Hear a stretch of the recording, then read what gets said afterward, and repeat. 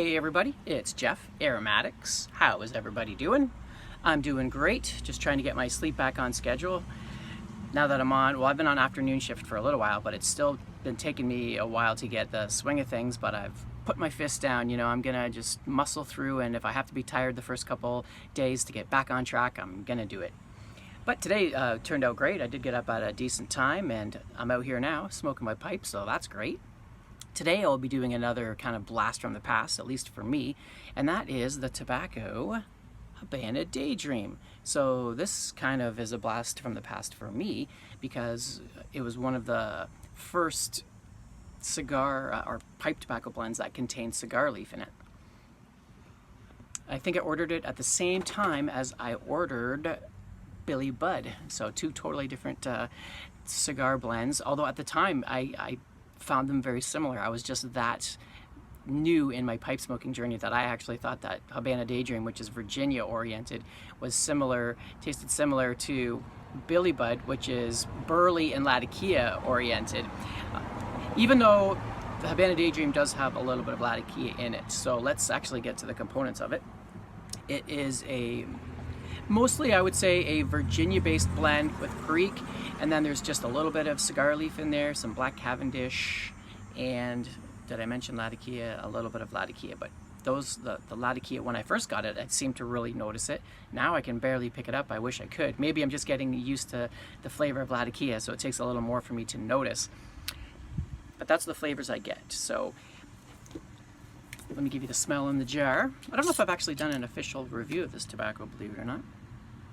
So just fresh kind of hay tobacco, kind of that fresh kind of meadow smell, maybe after the rain. It's a kind of a rougher kind of cut, big with some chunks of like Virginia flake in there. So it's like red Virginia, I think red and bright Virginia kind of pushed in a cake and cut up. Got my General MacArthur pipe, great for this blend because I find this one can burn a little bit hot for me, and this is probably the coolest smoking pipe that I have, especially considering that I also put a filter in there. So yeah, so let's light up and see what we're tasting.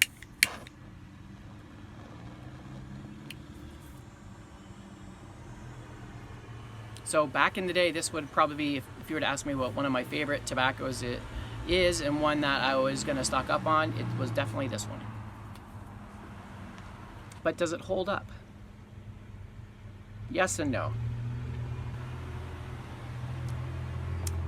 When it's on, I've mentioned this before when I have mentioned this tobacco, when it's on, it's fantastic. It's just sometimes the component tobaccos are just too sparse. It doesn't really know what it wants to be sometimes. If you can get the Latakia to come out, you get a little bit of that kind of Englishy taste to it. At its best is when you're getting that Virginia Perique, that sweet Virginia and the Perique hit, so you're getting a nice spice, a little bit of that woody flavor from the spoonful of cigar leaf, which I think is a Pennsylvania broadleaf Maduro.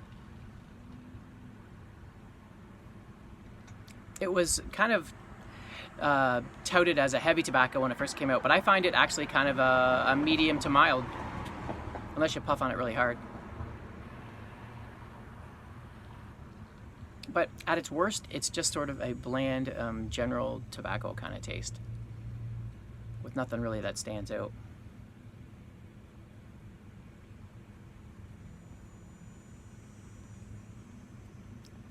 But once it gets going, burns really good, tastes really good.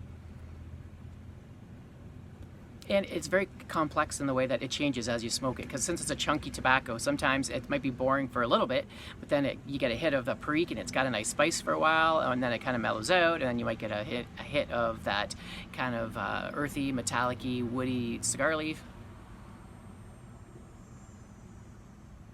And that's when it really shines and keeps your interest. So was it one of my favorites anymore? If it was on all the time, yes, it would be. Since it's not, I get disappointed sometimes. Sometimes I get a great smoke, other times I was like, I don't. But that's my experience with it. How about you guys? Does anyone smoke this still? Do you enjoy it? It's still available. It's been around for a long time. And it was kind of a popular, a little bit popular back maybe 5 years ago, 6, 7 or more, and today you don't hear about it as much. So I thought I would, I was in the mood to smoke it, and I thought I would talk about it. So anyway, I hope you guys have enjoyed my video, and I'll see you on my next one. Till then, Aromatics, signing out.